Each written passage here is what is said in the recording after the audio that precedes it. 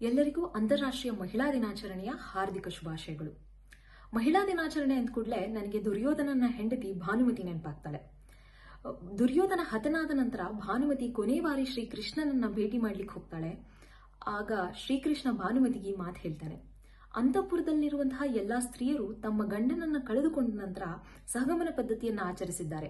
ಆ ಪದ್ಧತಿಯನ್ನು ವಿರೋಧಿಸಿ ನೀನು ಈ ಸಮಾಜಕ್ಕೆ ಅತ್ಯಂತ ಉತ್ತಮವಾದಂತಹ ಸಂದೇಶ ನೀಡಿದೆಯಾ ಅಂತ ಹೇಳಿ ಆಕೆಯನ್ನ ಹೊಗಳಿದಾಗ ಆಕೆ ಈ ಮಾತನ್ನ ಹೇಳ್ತಾಳೆ, ನನ್ನ ಪತಿ ಇರುವಾಗ್ಲೇ ನಾನು ಆ ದಾರಿಯಲ್ಲಿ ನಡೆಯಲಿಲ್ಲ, ಅವನು ಸತ್ತ ನಂತರ ನಾನು ಯಾಕೆ ಆ ದಾರಿಯನ್ನ ಪಾಲಿಸ್ಲಿ ಅಂತ ಹೇಳಿ.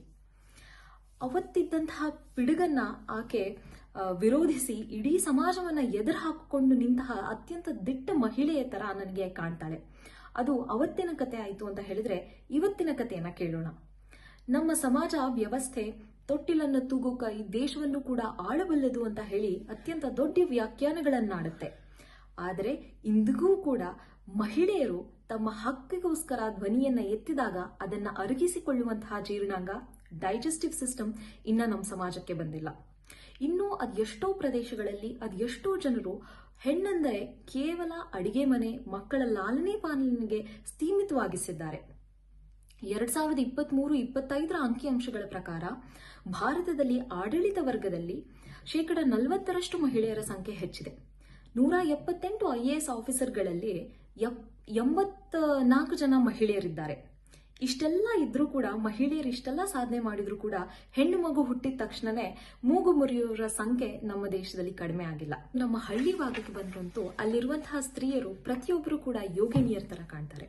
ಅವರು ತಮ್ಮ ಇಡೀ ಜೀವನವನ್ನ ಮಕ್ಕಳ ಬೆಳವಣಿಗೆಗೆ, ಕುಟುಂಬ ನಿರ್ವಹಣೆಯಲ್ಲಿ ಸವೆಸಿರ್ತಾರೆ.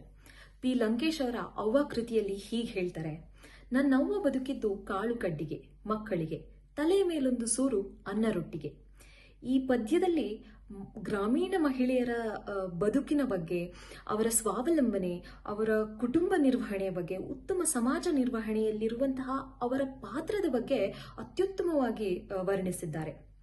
ಇದೆಲ್ಲದರ ಜೊತೆಗೆ ಇನ್ನೊಂದು ಹೇಳಲೇಬೇಕು, ಈ ಸಮಾಜದಲ್ಲಿ ಲಿಂಗ ಸಮಾನತೆ ಕೇಳುವಂತಹ ಸ್ತ್ರೀಯರಿಗೆ ಪುರುಷ ದ್ವೇಷಿಗಳು ಎಂಬ ಹಣೆಪಟ್ಟಿ ನೀಡದೆ ಅವರ ನಿಲುವುಗಳನ್ನು, ವಾದಗಳನ್ನು ಕೇಳುವಂತಹ ಕಿವಿಗಳು ಹೆಚ್ಚಾಗಿ ತೆರೆಯಲಿ, ಮನಸ್ಸುಗಳು ಇದಕ್ಕೆ ಹೆಚ್ಚಾಗಿ ತೆರೆದುಕೊಳ್ಳಿ ಅಂತ ಹೇಳಿ ಆಶಿಸ್ತೇನೆ. ಧನ್ಯವಾದಗಳು.